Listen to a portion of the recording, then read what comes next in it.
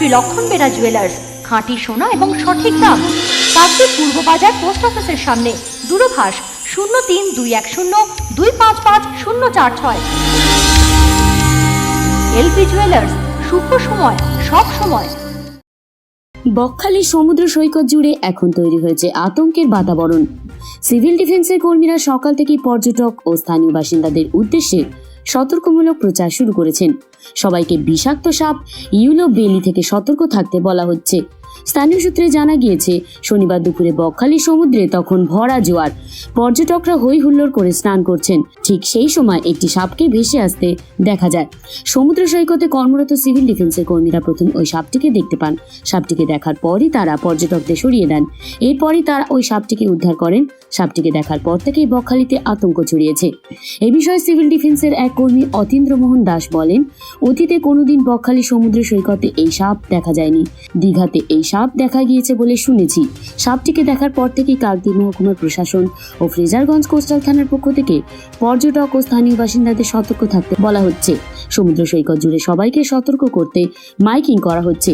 তিনি আরও বলেন, জীবন্ত সাপটিকে উদ্ধার করে একটি জারের মধ্যে রাখা হয়েছিল, পরে বন দপ্তরের হাতে তুলে দেওয়া হয়েছে। হঠাৎ আমরা ডিউটিরত অবস্থায় ছিলাম, প্রত্যেকটা স্টাফই ছিল।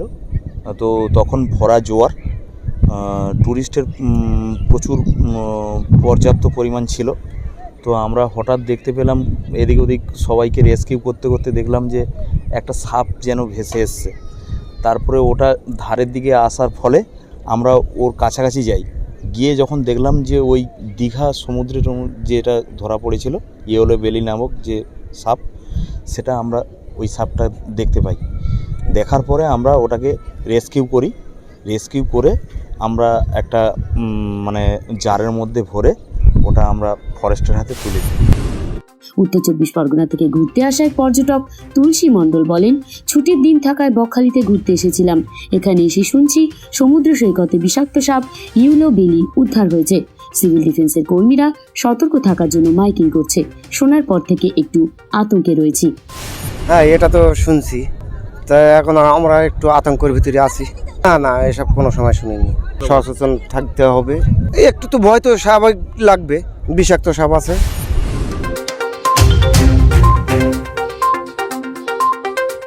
নামখানা থেকে মুন্না সর্দার ও রবীন্দ্রনাথ মণ্ডলের report, Biswa Samachar. The Eden nursing home, proprietor A Hasan. দিবারাত্রি বিশেষজ্ঞ ডাক্তারবাবু দ্বারা চিকিৎসা ও অপারেশনের সুব্যবস্থা আছে। যোগাযোগের ঠিকানা পারুলিয়া, জয়দেবপুর, ডায়মন্ড হারবার, দক্ষিণ 24 পরগনা।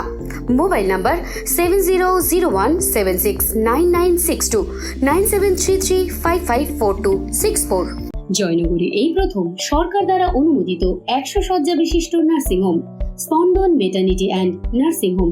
এখানে 24 ঘন্টা আইসিসিইউ, এনআইসিইউ, ডায়ালিসিস ও সকল প্রকার মাইক্রোসার্জারি সহ অত্যাধুনিক সিআর যুক্ত মডিউলার অপারেশন থিয়েটারে স্পাইন, ব্রেন ও অর্থোপেডিক রিপ্লেসমেন্ট সার্জারির সুব্যবস্থা আছে।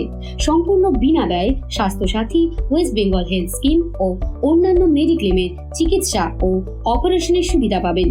স্পন্দন maternity and nursing home, NABH accredited hospital, Thana cross road, Joynagar, Majilpur, Dakshin 24 Pargana. যোগাযোগ 03218228500 ও 9732607328, 9647346036।